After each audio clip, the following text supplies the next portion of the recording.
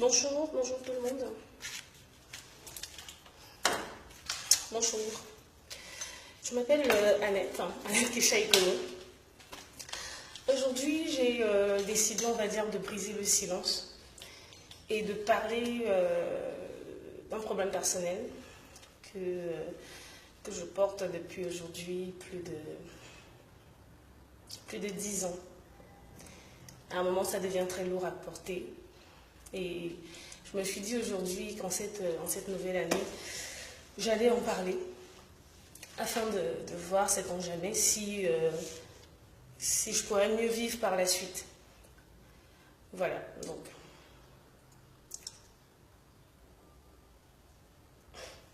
Ça fait bizarre, ça fait tout drôle, mais bon, puisque j'ai décidé d'en parler, je vais en parler. Donc.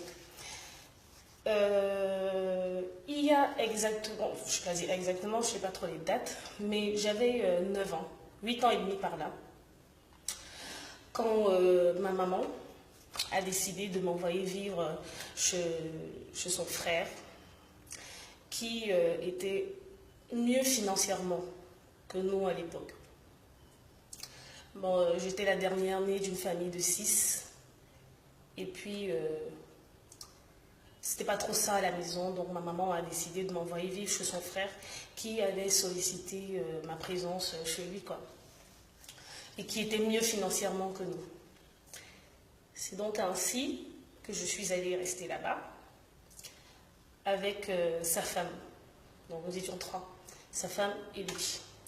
Quelques mois plus tard, ma maman est décédée. Et en ce moment précisément, tout a basculé dans ma vie. Bon, c'est normal, après, quand ta maman meurt, rien ne sera plus jamais pareil. Donc. Et puis, je vais brûler les étapes pour ne pas être trop longue. Quand j'ai eu mes 11 ans par là, un jour, je me rappelle, mon oncle, qui travaillait en ce moment aux Nations Unies, est rentré dans le voyage avec plein de provisions. Et il m'a appelé, il m'a dit, tu commences à devenir une femme, du coup il faudrait qu'on t'apporte, je t'achète des soutiens désormais. Et puis, tu fais quelle taille de soutien? Je lui ai dit, moi, je ne sais pas, je ne savais pas. Il m'a dit, en tout cas, viens. Sa femme n'était pas là, elle était sortie l'après-midi après qu'on ait mangé. Il m'a dit, viens, je vais essayer de voir quel tour de taille tu fais. Il a posé sa main sur mes seins. Après, bon, c'était normal, c'était mon père. Et puis... Après, il m'a dit, perce-moi les boutons. Après, il m'a dit, masse-moi le dos. Et ainsi de suite. Il a commencé à me toucher de façon bizarre. Et personnellement, sincèrement, je ne comprenais pas grand-chose à ce qui se passait. Le lendemain, quand sa femme n'était pas là, ça recommençait jusqu'au jour où, paf, je me suis faite abuser par lui. Pour la première fois. Il m'a dit, à partir de maintenant, tu es une femme, tu devras rester silencieuse, tu auras tout ce que tu veux, quand je vais t'apporter des trucs et tout et tout. Après, subitement, j'avais mon argent de poche qui augmentait, des trucs comme ça, et puis bon, je me disais, sincèrement, j'ai cru que c'était normal. C'est fou, mais j'ai cru que c'était normal. Et ça se répétait. À l'époque, nous habitions à Mimboman, je fréquentais au lycée de Mimboman également. On était à Mimboman-Chapelle. Donc, il y avait un centre qui dépendait de Don Bosco, mais je ne sais pas s'il est toujours là, il s'appelle le centre Marie-Dominique. Et j'y allais constamment pour faire des activités de jeunes pendant les vacances. Et ces multiples viols se répétaient à chaque fois qu'il était là, au point où parfois il envoyait sa femme, il faisait des problèmes avec sa femme et partait, ou alors il la chassait carrément, ou alors elle voyageait, juste pour qu'on reste à deux à la maison. Et ça se répétait. Après, j'étais mal dans ma peau, j'étais un enfant, on va dire, traumatisé. Au centre Marie-Dominique où j'allais, un moniteur a remarqué que j'étais différente et il m'a appelé un jour avec insistance. Il m'a posé des questions et j'ai craqué, je lui ai répondu, voilà, je lui ai dit finalement ce que je vivais à la maison comme traumatisme. Et puis là, il m'a demandé d'en parler avec ma tante. Mais bien évidemment, je me disais, je ne peux pas parler avec elle. Déjà qu'elle n'est même pas parentée à moi directement. C'est la femme de mon oncle, qui est le frère consanguin de ma mère. Si lui, il me fait déjà ça et que c'est mal, combien de fois elle, déjà qu'il n'était pas trop ça à la maison. Hein, donc, bon, j'ai gardé le silence. Tout le temps, il me disait, j'y allais pendant les vacances. Donc, quand j'y allais pendant les vacances, il me disait, est-ce que tu l'as fait, est-ce que tu l'as fait, est-ce que tu l'as fait? Parle-en à X, parle-en à Y. Mais je ne pouvais pas, j'avais pas le courage. Jusqu'au jour où je suis allée pendant les vacances de Noël au village, à Belfia. Et puis là, il a décidé de venir en parler lui-même à ma tante. Le scandale a éclaté. Et puis, c'était désormais su de tout le monde. Ma tante qui a fait des problèmes avec son mari qui a appelé ma grand-mère où j'étais au village pour lui dire comme quoi j'étais une sorcière, j'avais raconté n'importe quoi et voilà, j'en passe. Et puis, ma grand-mère, je me rappelle, m'a appelée. Ma grand-mère qui est la mère de ma mère, elle m'a appelée et elle m'a dit, alors que cette histoire soit vraie ou fausse, je ne veux plus que tu en parles.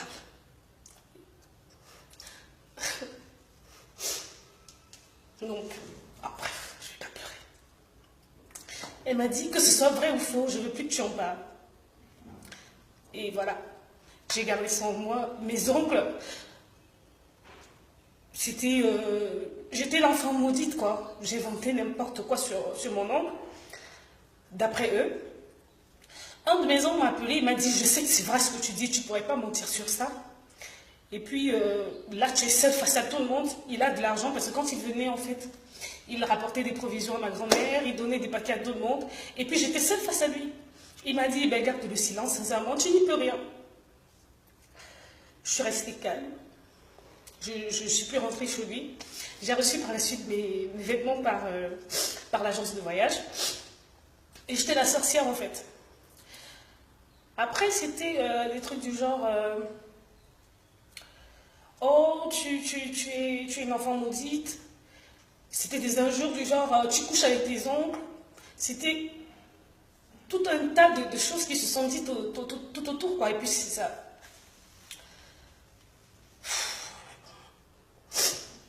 Je ne vais pas pleurer. J'ai décidé de ne plus pleurer. Donc, en fait, aujourd'hui, mon oncle en question...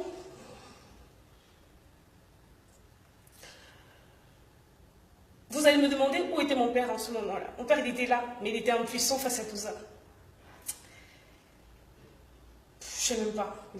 Il était super impuissant face à tout ça parce que mon oncle en question, il avait assez d'argent à l'époque. Quand il venait au village, il partageait des présents à tout le monde. C'était moi la personne à abattre.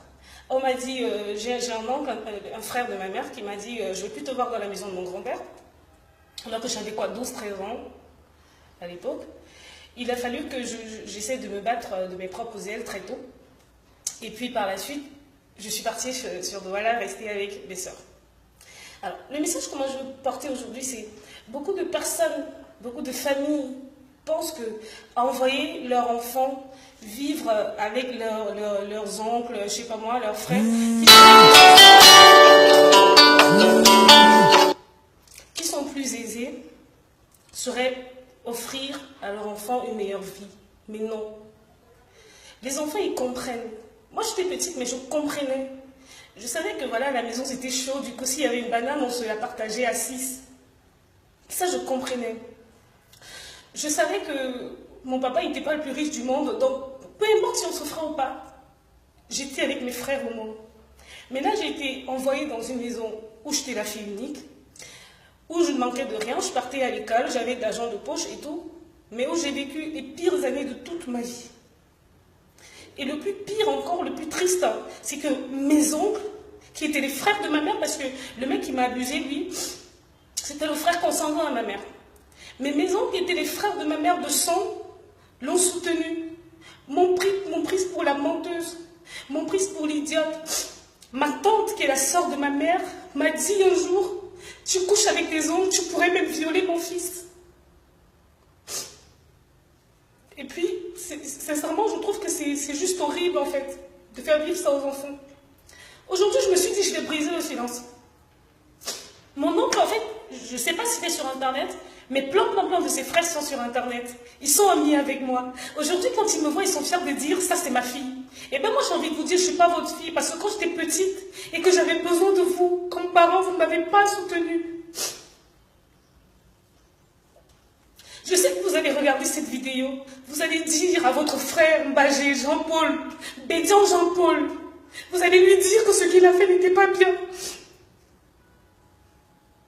Aujourd'hui, je suis grande. Je ne peux pas porter plainte parce que ce serait sa parole contre la mienne. On m'a dit il n'y a plus de preuves. Mais je pense que Dieu l'a déjà puni assez. Aujourd'hui, il approche la soixantaine, il n'a pas d'enfant. Je pense que c'est la pire des punitions que Dieu lui a réservées. Et je lui dis, aujourd'hui, il va regarder cette vidéo. Avant de mourir, tu viendras me demander pardon pour ce que tu m'as fait. Parce qu'en ce moment, c'était moi la méchante, c'était moi la folle, c'était moi qui inventais des choses. Vous m'avez traité de sorcière, vous avez dit, je suis sorcière comme ma mère, il n'y a pas de problème. Mais avant de mourir, toi, tu viendras me demander pardon. Aujourd'hui, tu souffres, tu n'as même pas 50 kilos. Tu n'as pas d'enfant qui pouvait être à ton chevet. Ta femme et toi, vous n'êtes plus que l'ombre de ce que vous étiez dans le passé. Eh bien, c'est le karma. Et tous mes oncles là, tous mes oncles qui sont fiers de me présenter comme leur fille, sachez que je ne suis pas votre fille. Vous êtes sur Facebook, vous êtes mes amis sur Facebook, vous regardez ma vie tout le temps et vous dites « je suis fière de toi ». Vous n'êtes pas fière de moi parce que vous avez souhaité que je meure avant.